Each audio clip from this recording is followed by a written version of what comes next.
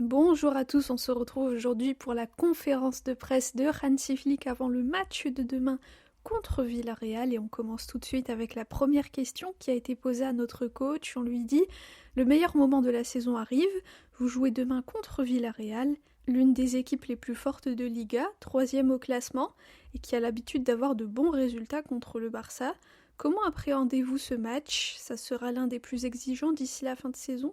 Hansi répond: quand on se souvient du dernier match à Villarreal, je pense qu'on a eu de la chance, parce qu'on avait perdu beaucoup de ballons, et eux de leur côté ils ont été très forts dans les transitions, et ils ont eu beaucoup d'occasions. On doit faire attention, garder le ballon, éviter les erreurs, et on doit jouer à notre manière. Voilà ce qu'on veut faire. Ensuite on lui dit: concernant le tirage au sort de Ligue des Champions, vous allez affronter Newcastle, qu'en pensez-vous, et êtes-vous content d'avoir évité le PSG? Hansi répond: non, pourquoi? Tous les matchs sont importants et difficiles en Ligue des Champions. À Newcastle, ils ont une équipe fantastique. On l'a vu lors de leur dernier match, mais aussi quand on a joué contre eux. Ce n'est pas facile, on respecte les adversaires et chacun veut aller en finale, nous aussi, et Newcastle aussi. Ensuite, on lui dit concernant Frenkie, il s'est blessé alors qu'on est dans un moment clé de la saison. Est-ce que vous avez déjà des idées pour le milieu de terrain sans lui demain? Hansi répond: on verra demain, on a plusieurs options. Ce n'est jamais agréable de perdre un joueur de cette qualité, mais au final on doit l'accepter, c'est du football et ça peut arriver. C'est arrivé à ce moment qui n'est pas facile, mais bon, ça donne aussi l'opportunité à d'autres joueurs, donc je vais me concentrer sur ça et penser positif.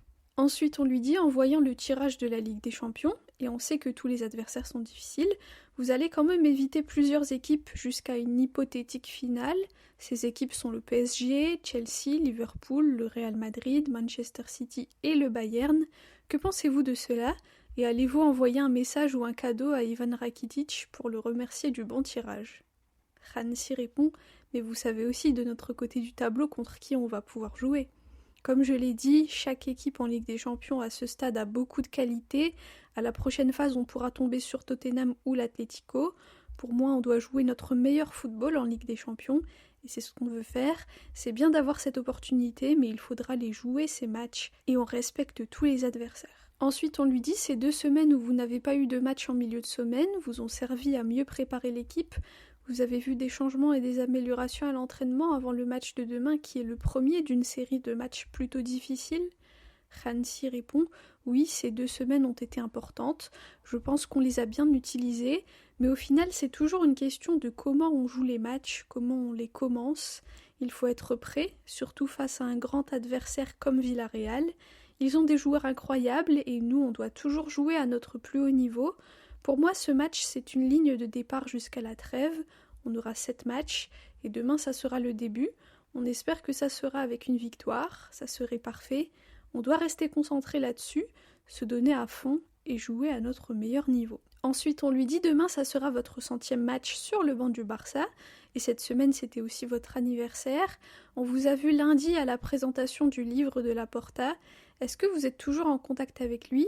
Et quel est votre niveau de joie ici au club avec ces 100 matchs? Hansi répond: c'est un grand honneur d'atteindre ce nombre de matchs parce que, comme je l'ai toujours dit, c'était un rêve pour moi de coacher ce club. Donc avoir 100 matchs, c'est incroyable. Je profite chaque jour avec les joueurs, le staff, les fans. C'est vraiment super. Et pour la présentation du livre, c'était un événement privé et j'ai décidé d'y aller. C'était très bien. On n'a pas beaucoup de contacts, pas comme avant parce que maintenant il n'est plus président et on respecte cela et on lui souhaite le meilleur. Ensuite on lui dit: Frenkie et Pedri n'ont pu jouer qu'un tiers des matchs ensemble cette saison, à quel point cela rend-il difficile la préparation des matchs? Hansi répond: je pense que toutes les équipes ont ces problèmes avec des joueurs blessés, on doit gérer tout cela. Comme je le dis toujours, on a beaucoup de qualités dans l'équipe et des options différentes pour les remplacer. Je me concentre sur les joueurs disponibles, c'est comme ça qu'on travaille. Je ne veux pas trop parler d'eux parce que je ne veux pas d'excuses ou me plaindre. On a suffisamment de joueurs qui peuvent jouer et on avance. Ensuite, un journaliste lui dit: l'autre jour, vous avez repris la tête de la Liga. Maintenant, on arrive dans un moment clé de la saison où vous pouvez donner le coup de grâce. Vous jouez en premier, donc vous pouvez mettre la pression aux autres. Si vous gagnez les gros matchs, vous pouvez plier la Liga? Hansi répond: il y a encore un long chemin jusqu'à la fin de la saison, mais au final c'est comme la saison dernière. À chaque fois que tu gagnes, c'est un match en moins et les autres ont une chance en moins de passer premier. Donc pour moi, le plus important, c'est qu'on fasse bien notre travail et ça sera important de gagner demain à la maison. Ensuite, on lui dit: vous êtes le 3e entraîneur avec les meilleurs résultats sur 100 matchs. Que pensez-vous de cela? Vous êtes fier? Hansi répond: je ne regarde jamais les statistiques, mais si à la fin de la saison on peut passer premier, ça serait parfait. Mais au final, ce que je regarde toujours, c'est comment on peut s'améliorer, comment faire en sorte que l'équipe fasse mieux. C'est notre travail avec le staff. On est là pour les joueurs, pour les aider à atteindre leur meilleure version. C'est ça que je veux et c'est à ça que je pense tout le temps. Ensuite, on lui dit: on arrive dans un moment clé de la saison. Les 8e de finale de Ligue des Champions se jouent bientôt. Pensez-vous que l'équipe est dans sa meilleure forme pour faire face aux échéances qui arrivent?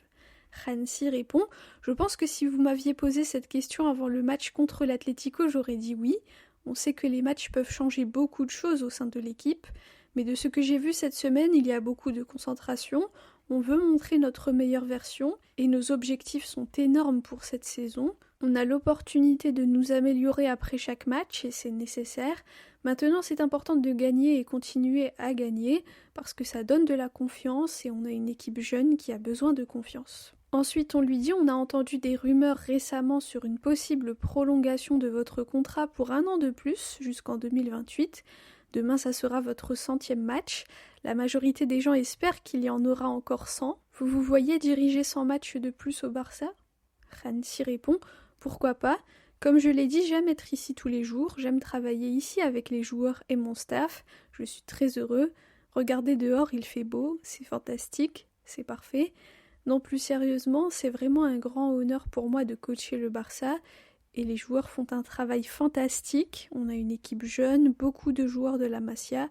Je pense que tout le monde peut être fier de cette équipe. Et enfin, la dernière question, on lui dit: cette semaine, Ferran et Pedri ont dit que vous aviez changé le type de sanction quand ils arrivent en retard, qu'à la place de ne pas jouer, ils payent une grosse amende. Est-ce que ça a amélioré les choses? Et est-ce qu'avec l'âge, vous êtes devenu moins strict? Hansi se met à rire et il dit: non, ça n'a rien à voir. Mais je pense qu'en tant que coach, on peut aussi s'améliorer un peu. Pour moi, c'était toujours stressant quand je regardais la montre en me disant: il reste 60 secondes, 45 secondes, quand est-ce qu'ils arrivent, etc. Donc j'ai décidé de parler avec les capitaines, parce que pour moi ce n'était pas facile et je n'aime pas cette pression.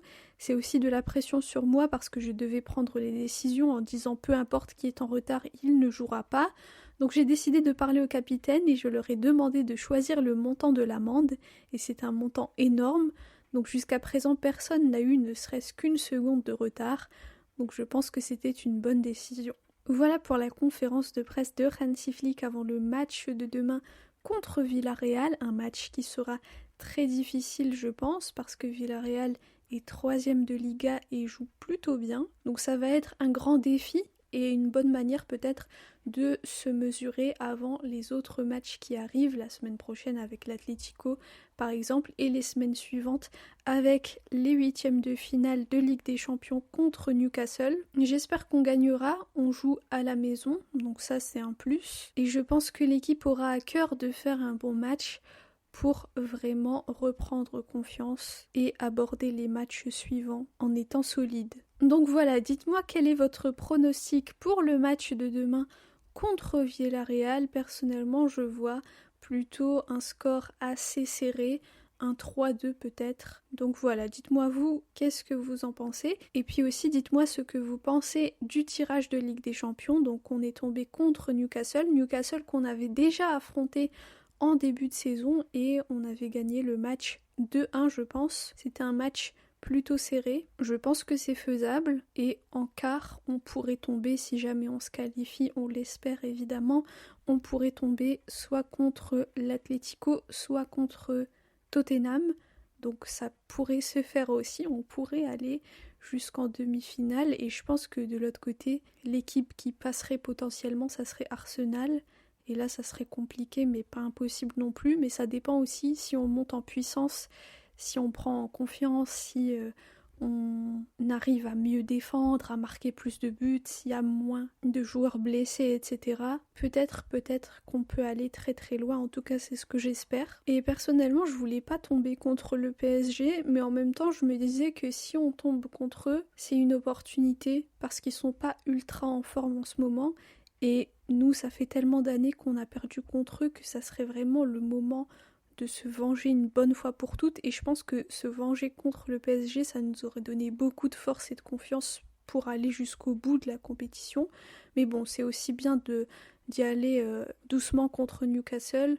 Et j'espère évidemment gagner parce que c'est effectivement abordable, mais il faut pas non plus se voir trop beau encore une fois et de se dire ah c'est bon, c'est que Newcastle, c'est pas le PSG, donc on va le faire.